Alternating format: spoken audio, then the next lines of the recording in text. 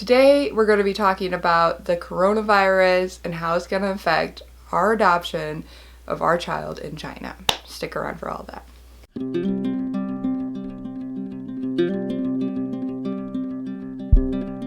Hi friends, welcome back to my channel. My name is Winter Hendrickson. If you're new here, we have 4 children and we are adopting our 5th child from China. We're in process right now.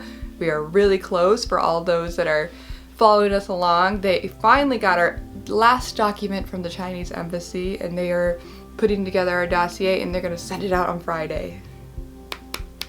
We are so excited about that. So I got that news yesterday, and anyways, we don't know what's going on with China. So let's talk about this, why you guys clicked on this video. I'm sure it's the coronavirus and what I know. Obviously, I am no expert on this subject and I honestly haven't been following along as much as I should just because I don't want to be in a place of fear.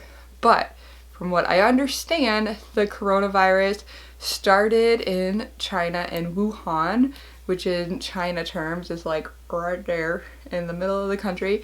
It's a country of about, or a province in China of about 14 million people, which seems like a lot to us, but in China that's like village terms. There's 1.3 billion people in China. This is like a village in China, 14 million people. So anyways, China's massive, massive, massive, massive.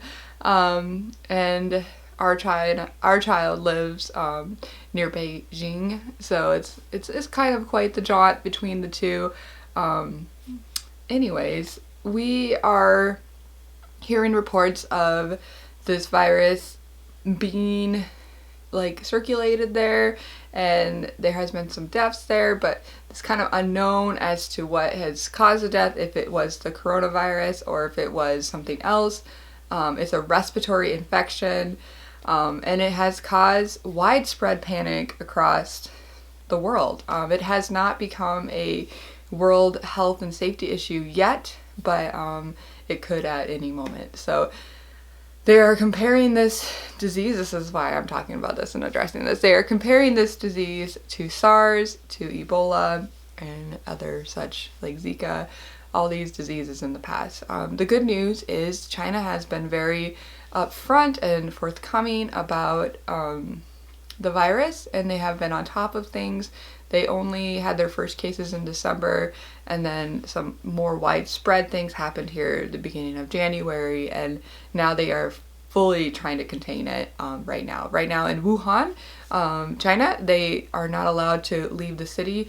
I seen a post from someone, American person that lives there, and I'm going to read you what she put on her post. I thought it was very profound about Wuhan, just something to inspire you in the face of adversity. So obviously we need to be praying for Wuhan, China, but no one can travel in there, in and out of that province in China, and they're trying to contain it. There has only been 3, maybe 5 cases in the United States now of the virus, and it's just an upper respiratory virus that is contracted from animals.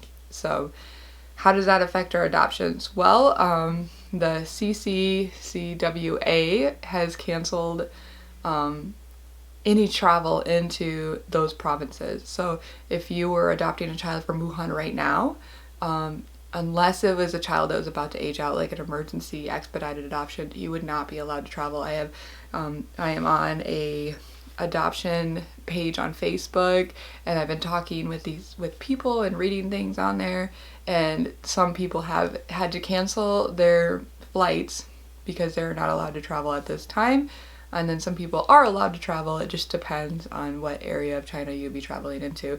So it has a lot to do with that, and the news of the widespreadness of the whole thing is causing some drama, so to speak, for everyone. I am taking it super seriously. Obviously it's a disease, and it could affect our child, so if you could be praying for that for us as well. But we are still trying to stand in a position of faith, and that these smart, intelligent people will find an antivirus for it, and we will be able to move forward real quickly, and that that the extremeness of this will just come back in. and we'll be able to travel as planned. So right now, for our China adoption, if we send our dossier on Friday, it's been taking about a month, and the Chinese New Year is almost over. In a lot of places, they canceled Chinese New Year activities. It just depends on if the workers are working or not, and I don't know if they are or not yet. So it just depends. It sounds like they're going to all go back to work February 3rd is what they are saying, but it just depends on what the virus does, obviously. If everything goes right, it takes about a month for our dossier to get officially approved, and from dossier to China to letter of acceptance. And then once we get letter of acceptance, we have 10 weeks and then we will get to travel to China. So that's pretty much the timeline that we have, and that is looking end of April kind of time frame. So we are praying that that is still true. It could be pushed back into May. I'm hoping not, because that would be sad. All right, and so I had 4 main prayer points that I wanted to just ask for prayer for. If you are a praying Christian, I would love for you to pray for us. And they are that we would pray that fear would be broken off, and that we would live in faith, that false news would not be able to be reported. So people that want to just blow this up for like some money, some monetary efforts, like it would not be blown up.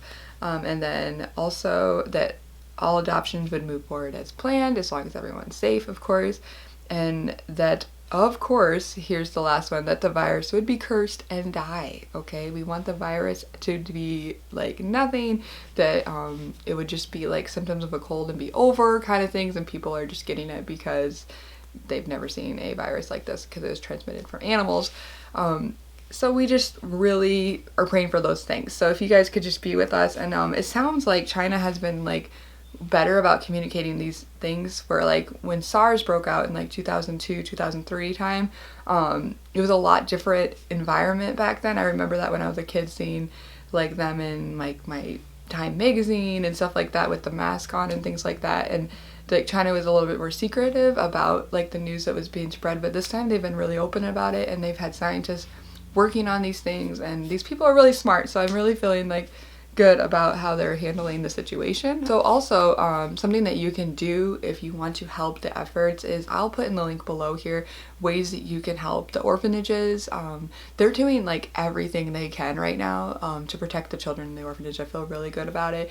They're super smart about this. They've dealt with stuff like this in the past. But if you want to like donate masks or donate like medical supplies to the orphanages, I'll put that in the link below so that you can do that. I really want to make that resource available for people that want to know what to do, like to give. But to end this video, I really wanted to share what this American girl that's in Wuhan right now, that she's stuck in Wuhan, had to say about the whole situation. So this is what she said. Wuhan. Here's what's going on all over Wuhan. People are outside yelling. And I was like, well, that's interesting. At first I thought it was just outside our window.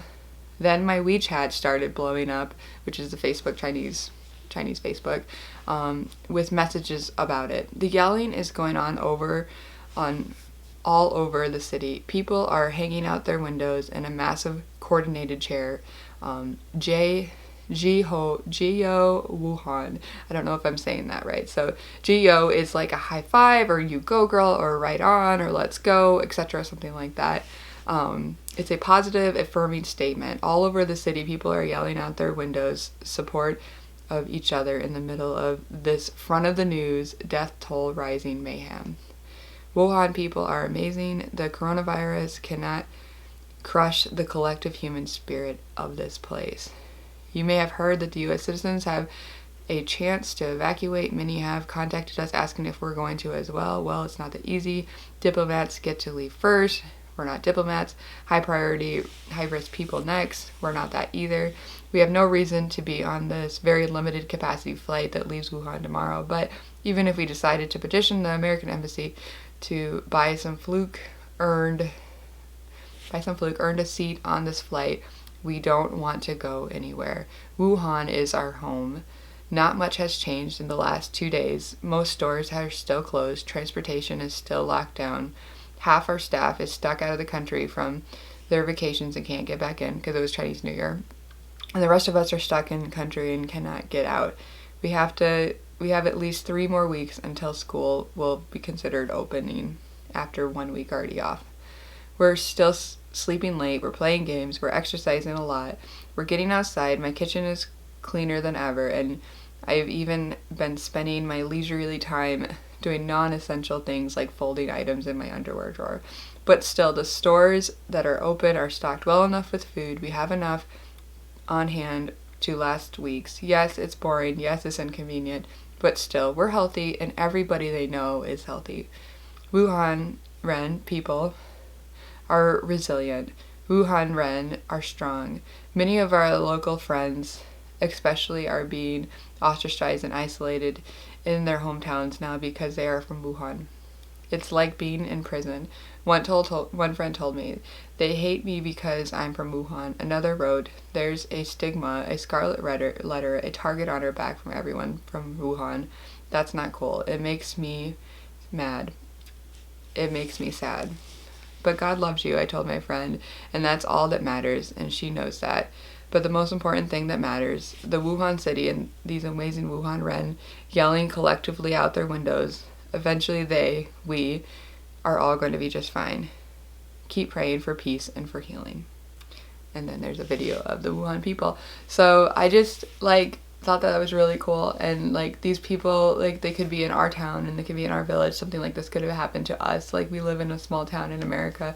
I call it a village because it's pretty small. It's 12,000 people, and I just have so much compassion for them, and I understand what that could be like to have a stigma on you when your town is affected by such a horrible thing. So that is what we know, and if you guys have any other questions, or if you guys want to go hit those links up about buying masks for the orphanages, please click on those below, and we love you guys so much. We appreciate your prayers, and we'll see you in the next video.